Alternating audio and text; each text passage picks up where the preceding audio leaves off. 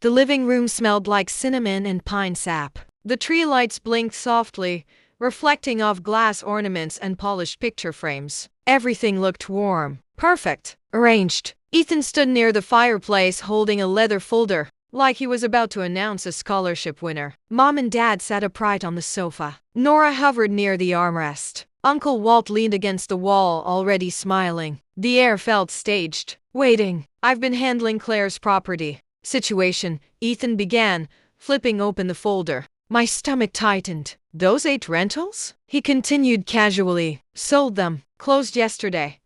My coffee stopped halfway to my mouth. They were falling apart. He went on. She couldn't manage them. I found buyers who didn't mind the condition. 320,000. The room inhaled. He started pulling out checks. 80,000 for Mom and Dad. 80 for Nora. 40 for Uncle Walt.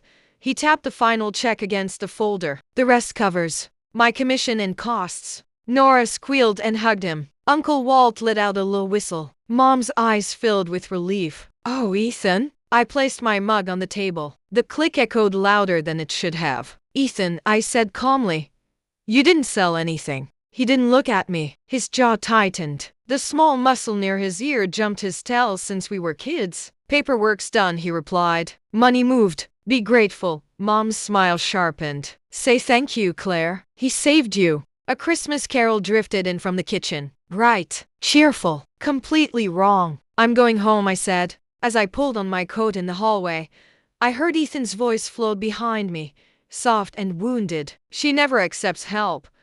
I drove through quiet streets, holiday lights smearing across my windshield. For years, I had worked hard enough, stayed quiet enough, hoping they'd finally see me clearly. Instead, they preferred the version of me that needed saving. At home, I opened my laptop and typed a title, The Ghost Ledger. Item 1, being called incapable while quietly building everything I have. Tomorrow, 8 property managers would hear both our names, and his story would crack. December 26th, 6:47 a.m. Frost coated the windows. I made coffee for timing, not comfort. At exactly 9 o'clock a.m., I called Riverside Property Management. This is Claire Mercer, I said evenly. At 9 a.m. exactly, call Ethan Mercer. Tell him, you don't own 2847 Riverside Drive. Use those words, nothing else.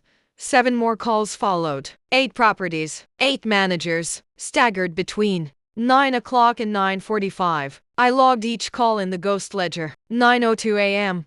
My phone rang. Claire. Ethan's voice snapped through the line, breathless. What did you do? What's wrong? I asked mildly. Riverside called. They said I don't own it. They said only you can authorize anything. You don't. I said, letting the silence stretch. His voice climbed higher. The checks. I wrote 240,000 in checks. They're going to bounce. I leaned back in my chair. I watched you hand them out, I said. From what sale, Ethan? Where are the closing papers? He didn't answer. Another call beeped in. Busy morning, I said, and hung up. At 10:30, I sat in my attorney Elena Park's office, sunlight pooling across her desk. He impersonated authority, she said after I explained. Check fraud, possibly attempted identity theft. I'm not pressing for blood, I told her. She looked at me carefully. I'm pressing consequences. By early afternoon, Ethan was on my porch, pale, yesterday's sweater wrinkled, coffee stain on the collar. He rang the bell, checked his phone, rang again. I watched from behind the curtain and stayed silent. At 2 p.m., an unknown number flashed. Miss Mercer, a woman said, voice brisk but tired. Detective Halpern, financial crimes. Your brother's bank filed a report. 8 checks bounced simultaneously. I looked at the ghost ledger on my desk, something inside me unlatching. I'll come in, I said. I'll bring everything. At 4 p.m. I sat across from Detective Halpern in a room that smelled like toner and winter coats. I placed my folder on her desk. Deeds, tax statements, management contracts, 8 clean stacks. My signature on every page. She never gave him authority, Halpern said, flipping through. So the Christmas story is the fraud. The checks are the trigger.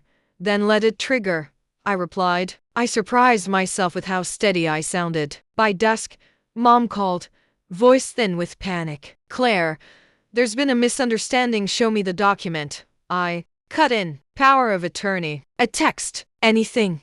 Silence. Then Dad's voice came on, low and offended. He was trying to help. He was trying to get paid for help I didn't ask for, I said. And you applauded him because it fit the version of me you prefer. They arrived 20 minutes later. I didn't offer cocoa. I opened my laptop instead. Rent deposits. Repair invoices. Inspection photos. New roofs. Fresh paint. Tenants smiling in move-in pictures. Numbers stacking calmly. I watched their expressions shift. Mom's hands trembled as she touched one of the deeds. Why didn't you tell us you were doing well? I did, I said quietly. You heard responsibility and looked away. The next week, Ethan left voicemails. Then a letter. I filed it behind the ghost ledger. Through Elena, I sent one reply. A cease and desist. My boundaries in ink. When the case moved forward, I didn't flinch. Instead, I booked my first real solo trip. The kind I used to cancel for family dinners and emergencies that weren't mine. At the airport, sitting alone before boarding, I felt the quiet settle around me. It wasn't punishment. It wasn't loneliness. It was space. And for the first time, it belonged to me.